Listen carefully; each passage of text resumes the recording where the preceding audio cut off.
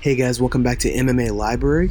Today in MMA and UFC news, Michael Bisping recently stated on his YouTube channel that he would like to see Amanda Nunes and Valentina Shevchenko go head-to-head for the women's BMF title. Here's what Bisping had to say. I would love to see a third fight. I talked about this a while ago on the channel. I would love to see Nunes versus Valentina Shevchenko at 130 pounds for a female BMF title. They did it for the guys, and what's good for the goose is good for the gander. Valentina comes up to 130, Nunes comes down to 130 if she can, and that would be the big thing, if she can. Bisping is also interested in seeing Nunes and Pena compete in a trilogy fight. He said, now obviously there would be talk because they are one apiece, there should be a rubber match, and technically that's probably true. Will we see one? I don't know, because it was a dominating performance. So not sure if there's grounds for it, but it's one apiece, so they should do a rubber match and put that to bed once and for all. What do you guys think about Bisping's comments, and which fight interests you more, Nunes versus Shevchenko or Nunes versus Pena? Let us know in the comment section below. Chael Sonnen recently posted a video on the previous fights between Adesanya and Pereira. Here's what Chael had to say. You've got two guys who've done the same thing twice already with the same result, favoring Pereira. What is it that I should expect that could be different? I just asked you guys. I didn't know the answer. I asked Coach Henry Hoof, please get back to me. Please just make me a video, send it to me. He never did. You guys went out and watched the fight. Israel Adesanya went on Joe Rogan. Now, I don't believe that Izzy went on in the last 2 weeks that I've asked the question. I believe I had a clip sent to me that was filmed prior to, but I still saw it. Here's the answer. Here's what people are saying. Exactly like this Jonathan Haggerty versus Rodtang. The community accepted the first fight as a win for Israel Adesanya. He did not win. In the books, it went down Pereira. Nobody accepted that. In fact, it was the controversy of that decision that forced match number 2, of which many people are saying, including Izzy, that Izzy was winning until he wasn't. Now, that's interesting, guys. This story needs to be out there. I've been trying to bring it to you. I didn't have it. So what is going to be different with Pereira Adesanya? Well, apparently before we get to different, we need to back up and see what happened the first time. And we can go ahead and look at first time as one collective evening. Take those first 3 rounds, put in the next couple of rounds that they did, look at it as though it's all one evening. A lot of people are coming to the conclusion that Israel Adesanya was the better fighter. And that Pereira was able to weather the storm, stand his ground, very good competitor, good power, finally found his opening, got his hand raised. Sean O'Malley and Petr Yan will clash at UFC 280 later this year in Abu Dhabi. In a recent interview, O'Malley said this could be the start of a rivalry that lasts for multiple years, as they both chase the bantamweight gold.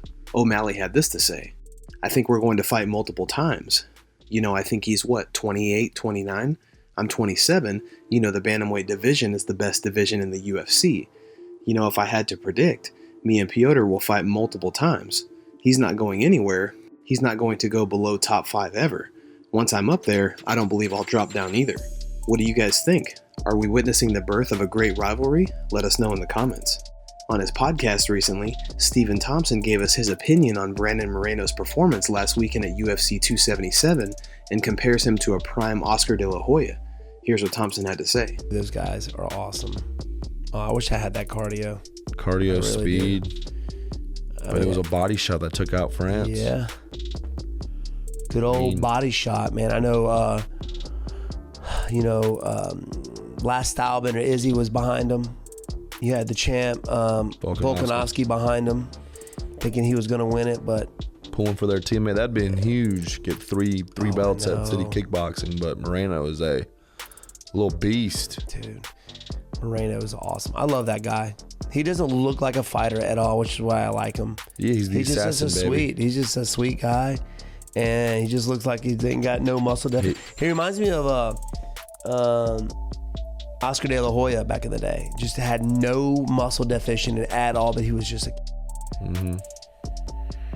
everywhere. I figured he would definitely with Oscar De La Hoya, 100% in his prime. You think Oscar De La Hoya would kill Moreno? No. Other way around. I think Moreno. You mean like in a fight? Just in a fight. Just in a fight. Not in a boxing match. No. Okay. Not about to say WB. No, must be a little crazy. In a recent interview, Kevin Holland spoke about what he believes Kamaru Usman must do in order to obtain GOAT status. Holland had this to say: if Usman is at 170 pounds, he needs new faces. He has Chimaev, somebody like Sean Brady. I mean, there's so many guys out there that would make good fights for Usman, and you could put me at the very tail end of that. You've got to give us some of those OGs so you can get some fresh blood. I think some of the younger guys should fight more of the OGs so they can be ready to have the name to fight Usman, so Usman can get some fun fights underneath his belt. If he truly is a GOAT, he can have multiple names, new names, old names, all names, but the only way to find out if he's the GOAT is to give him fresh faces. Can't give him fresh faces if all of us keep fighting each other and the old guys keep fighting each other, so let's spread it out.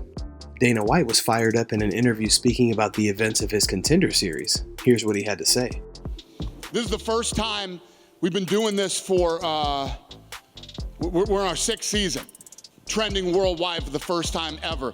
Number 2 in the United States, number 1 in the UK, number 6 in Canada. The list goes on and on of the trends worldwide. Think about the fights that have happened with the guys we've had. We've never trended with the Contender series till tonight. So this is what this show is all about. This is what,